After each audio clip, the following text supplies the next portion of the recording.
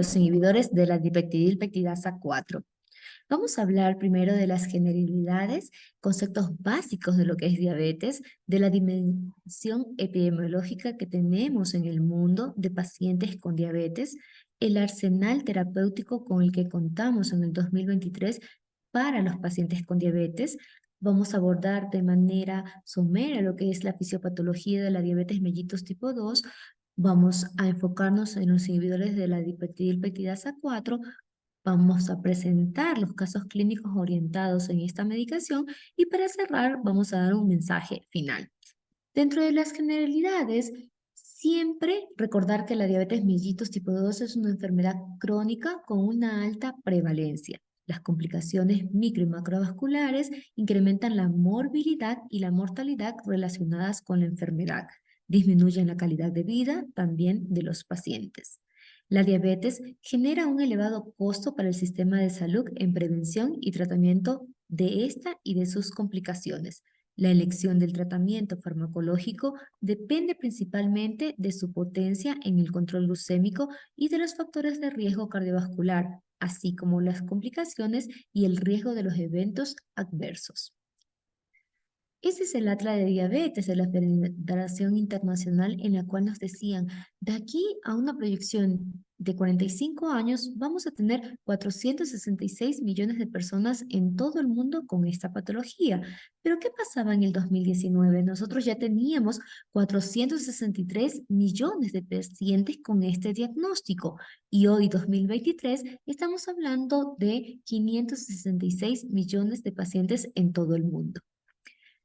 Para la Organización Mundial de la Salud, tener diabetes va a ser una de las principales causas de defunción y de pérdida de la salud a nivel de la región de las Américas. Tener diabetes entre 30 y 70 años va a condicionar a tener una mortalidad prematura de un 14.4%. Este es un análisis transversal de lo que son los estudios de NANES, en el cual nos decía que nosotros íbamos a tener un mejor control glucémico hasta el 2010. Después de esto, hubo una disminución o un estancamiento de lo que fue el control glucémico en todos los pacientes. Miren cómo está del 54%, ¿sí? Del 57%, punto 4, perdón, cae a 51 y a 50.5. Todo el arsenal terapéutico que tenemos ahora, 2023, con los inhibidores de CGLT2, los GLP-1, ¿sí? Y los nuevos análogos de insulina, aún así nosotros no logramos ese control metabólico en los pacientes. Miren que esto es lo que concluye FAN, que los pacientes con enfermedades crónicas se ven afectados de manera desproporcionada por la disminución de la generosidad de la cobertura de medicamentos, lo que a menudo lleva a los pacientes a no adherirse a los regímenes de tratamientos prescritos o abandonarlos por completo, lo que da un pobre resultado.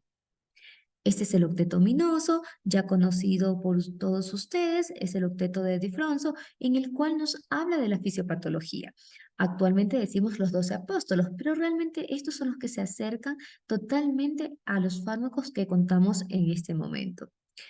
Hay una disminución de la secreción de insulina en el paciente diabético, hay una disminución del efecto incretina en el paciente diabético, hay un incremento en la lipólisis, existe una insulinoresistencia, un incremento del glucagon y hay un aumento de la producción hepática de la glucosa. Conocer todos estos grupos farmacológicos que se utilizan en esta enfermedad constituye realmente un reto para el profesional que atiende día a día a los pacientes con diabetes. Los inhibidores de la dipeptidasa 4 van a favorecer el tratamiento de este padecimiento. Todo comienza en el siglo XX, cuando se publica el mecanismo de la secreción pancreática por Baylis, y luego una hipótesis por Ehrlich que hablaba de que estábamos teniendo mayor secreción de insulina cuando dábamos una dosis oral de glucosa, lo que no se veía por la dosis de glucosa endovenosa. Entonces, el efecto incretina es la ingesta de glucosa por vía oral que produce un incremento en la secreción de insulina superior a la administración de cantidades similares de glucosa que por vía endovenosa. El efecto de las incretinas se va a dar cuando nosotros nos alimentamos. Aquí va a haber una secreción por las células K y las células L de lo que es el G y del GLP-1. Esto va a actuar a nivel de la célula pancreática, aumentando la secreción de insulina y disminuyendo el glucagón. Pero a los 5 minutos va a venir una enzima que es una aminopeptidasa que va a degradar a la dipeptidilpeptidasa 4 y va a reducir su concentración y va a limitar sus acciones fisiológicas. Entonces, a nosotros se nos ocurre, si esta dipeptidilpeptidasa 4 está más tiempo, podemos tener los efectos beneficiosos. Por lo tanto, se dan los medicamentos que son los inhibidores de la dipeptidilpeptidasa 4. Estos fármacos se unen a esta enzima e inhiben de una forma reversible la hidrólisis de las incretinas endógenas con el consiguiente aumento tanto de GIC como de los niveles de GLP-1 plasmático. En el paciente diabético, nosotros vamos a tener una respuesta atenuada de la incretina, por lo tanto, vamos a tener una menor secreción de insulina, un aumento del glucagón que nos conduce a una hiperglucemia. Al utilizar estos inhibidores, nosotros vamos a tener una actividad prolongada de incretina con un aumento de la secreción de insulina, una disminución del glucagón y mejor control glucémico. Los inhibidores de la dipeptidasa 4 van a tener acciones directas e indirectas sobre el GLP-1, los cuales van a disminuir el apetito, van a aumentar la saciedad, disminuyen lo que es la secreción del glucagón, aumentan la secreción de insulina, disminuyen la producción hepática de glucosa, aumentan el vaciado gástrico directamente, mejorando las glucosas postprandiales. También van a disminuir la inflamación y la oxidación a nivel renal y aumentan la vasodilatación a nivel del músculo. Dentro de las acciones de estos inhibidores, tenemos la reducción de la hemoglobina glicosilada entre 0,5 y 0,8. Aumentan los niveles basales y prandiales del GLP-1, reducen la glucosa basal y prandial, mejoran la función beta y alfa pancreática del paciente con diabetes. Incrementan la masa de células betas, aumentan la sensibilidad a la insulina, no incrementan el peso y tienen un bajo riesgo de hipoglucemia. Estos dos puntos son muy importantes, por lo que hace de preferencia para algunos médicos utilizar estos inhibidores de la dipeptidilpeptidasa 4. También tiene potenciales efectos beneficiosos a nivel cardiovascular. Dentro de los efectos extraglucémicos, miren cómo disminuye la producción del glucagón e incrementan las concentraciones de insulina y de péptido C, de tal manera que esto se traduce como un aumento en lo que es la insulina con disminución de la glucosa plasmática en ayunas y también postprandial, que resulta de una reducción de la hemoglobina glicada. El perfil de los lípidos, también hay una disminución de los triglicéridos y cambios mínimos o neutros en la presión arterial. Dentro de los inhibidores de PP4, todos parecen ser eficaces para evitar la progresiva declinación de la función de la célula beta y preservar la capacidad secretora de insulina y no afectar el peso corporal. En diferentes estudios, los inhibidores de la dipeptidilpeptidasa 4 han demostrado efectos antioxidantes y antiinflamatorios que atenúan las complicaciones cardiovasculares de la diabetes. Estas características los convierten en agentes idóneos para el tratamiento a largo plazo de los pacientes con diabetes. Dentro de los efectos adversos con estos medicamentos vamos a tener la reacción alérgica, el dolor intenso y persistente en abdomen, náuseas y vómitos, hipoglucemia cuando están asociados a las sulfas o a la insulina. También podemos ver gastritis, disensión, atralgia, prurito. Tenemos que monitorizar cuando estamos frente a una enfermedad hepática grave y tenemos seguridad y eficacia no establecida en niños y en lactantes ni embarazo. La seguridad con todos los inhibidores de dipeptidasa 4 están probados en toda la población, menos en estas.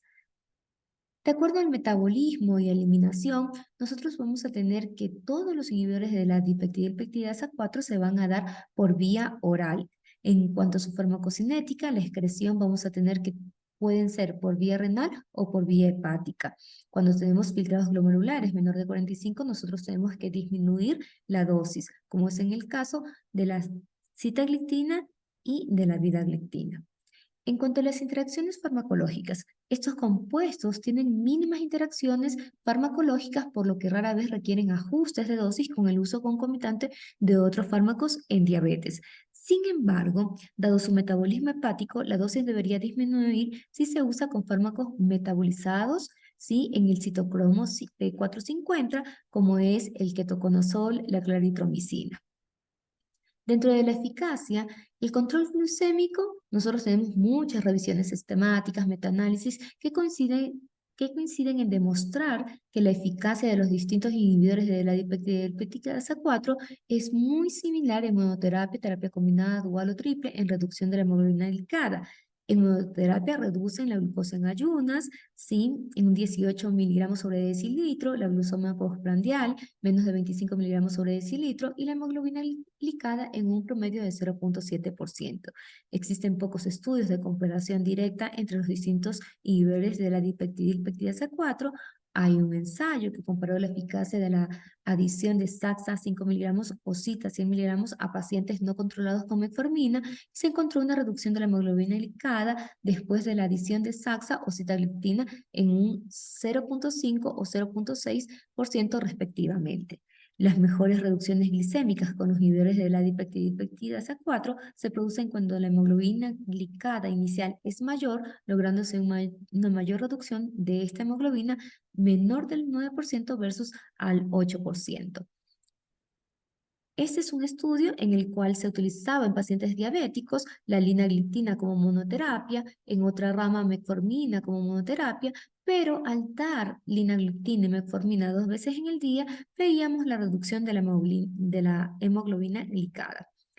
La seguridad terapéutica se va a hablar en 3 poblaciones, en lo que es la hipoglucemia, en los pacientes adultos mayores y en los pacientes con pancreatitis y riesgo cardiovascular.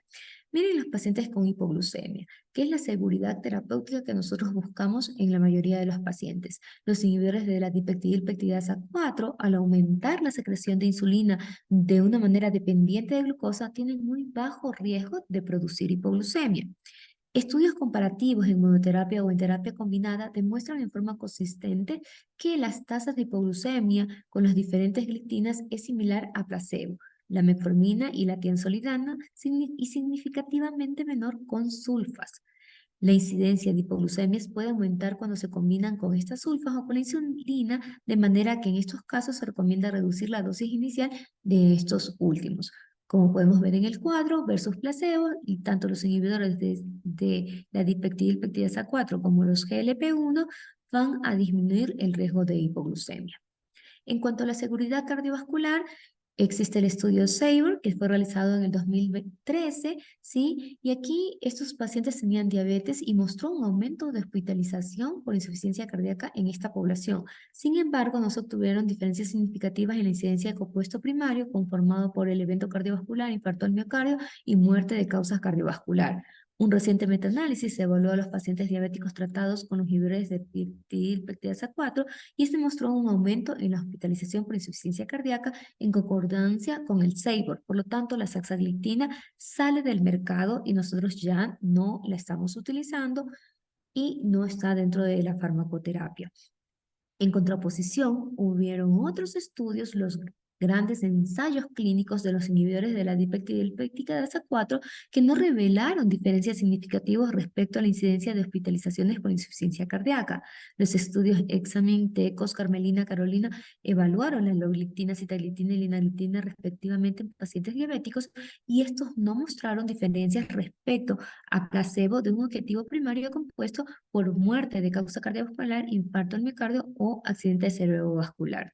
En cuanto a la pancreatitis, desde el inicio del uso de estos potenciadores de incretinas, se han comunicado casos de pancreatitis en pacientes tratados con estos fármacos, lo que ha llevado a plantear una posible asociación causal con patología pancreática. La evaluación de los datos disponibles no parece apoyar esta aseveración y por otra parte, en los recientes estudios de seguridad cardiovascular publicados con el uso de la dipeptidasa 4, se han observado pocos casos de pancreatitis o cáncer pancreático en una tasa similar o menor que placebo. La FDA y la EMA consideran que el análisis de los datos actuales da tranquilidad y que se debe seguir evaluando la seguridad pancreática a largo plazo. Los inhibidores de la dipeptidasa 4 se pueden utilizar en situaciones especiales como la insuficiencia renal, paciente adulto mayor y en los pacientes con enfermedad hepática. En insuficiencia renal, todos los inhibidores de la dipeptidasa 4 pueden utilizarse en pacientes con insuficiencia renal. Cabe mencionar que las reducciones de dosis se basan fundamentalmente en la farmacocinética. Vamos aquí a un ejemplo. La sitagliptina y la vidagliptina tienen directamente, ¿sí?, que disminuir su dosis de 100 miligramos día a 50 miligramos.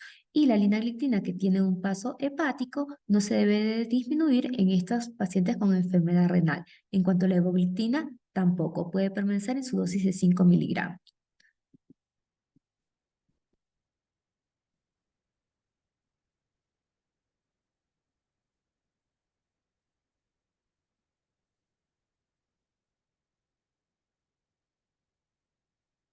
Insuficiencia hepática. La mayoría de estos fármacos pueden usarse en dosis terapéuticas en pacientes con leve a moderada hepatopatía. También, aunque la vía de eliminación de la linagliptina es biliar, en la insuficiencia hepática no aumenta la exposición a la droga de forma clínicamente significativa.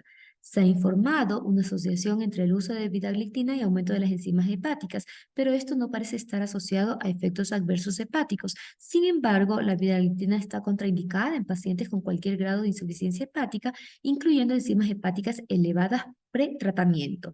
Nos vamos a este cuadro en el cual nosotros clasificamos la cirrosis en Child A, Child B, Child C. Miren, en Child A, cuando nosotros vemos tres crucecitas, es cuando es una opción adecuada utilizar un inhibidor de la dipeptidilpeptidasa 4. Con dos cruces es una opción adecuada y con una cruz es una opción que tenemos que tener precaución. Entonces, este cuadrito se los dejo. Realmente es muy interesante saber qué drogas podemos utilizar en estas diferentes patologías. En cuanto al adulto mayor, miren, los estudios clínicos efectuados con distintos inhibidores de la dipeptidasa 4 entre 65 y 75 años coinciden en demostrar seguridad y eficacia tanto en monoterapia como en la terapia asociada a otros agentes orales o insulina. Los inhibidores de la dipeptidasa 4 han sido ampliamente aceptados en la práctica clínica con un incremento progresivo en su uso a su seguridad de bajo riesgo de hipoglucemia, efectos neutros en el peso, fácil dosificación y administración oral. Su uso es especialmente ventajoso en las poblaciones más frágiles como los adultos mayores y en pacientes con insuficiencia renal o mayor riesgo de hipoglucemia. Tenemos el primer caso clínico. Fíjense, es una paciente femenina de 80 años de edad que ingresa a la emergencia por una fractura de cadera. Como antecedentes tiene hipertensión arterial controlada con losartán de 50 miligramos día, tiene una diabetes mellitus en tratamiento con sulfa más insulina. Esto deja mucho que pensar, pero bueno, la paciente vive sola con su esposo de 84 años de edad. En la anamnesis, la paciente al inicio de la emergencia llega con una pérdida del conocimiento, ¿sí? Se le coloca un dextrosa. Los familiares comentan que estos desmayos han sido a repetición y que que en esta última vez, pues la paciente pierde el conocimiento, cae de las gradas y fractura la cadera.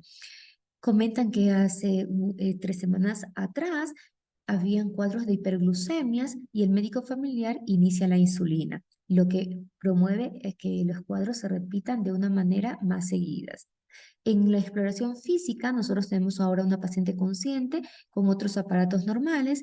En lo que son los exámenes de laboratorio, tenemos una hemoglobina glicada de 8.8 con una glucosa 204 y el resto de la analítica está en rango. En el plan hospitalario, se resuelve lo del proceso de la factura por la unidad de traumatología, se decide suspender la sulfa, se inicia la mitad de la dosis de insulina basal, pero la paciente aún así realiza hipoglucemias, por lo tanto se deja en esquema de corrección con insulina rápida. En las últimas semanas no requiere insulina de corrección y nosotros damos el alta realmente a esta paciente con un inhibidor de la dipeptidilpeptidasa 4.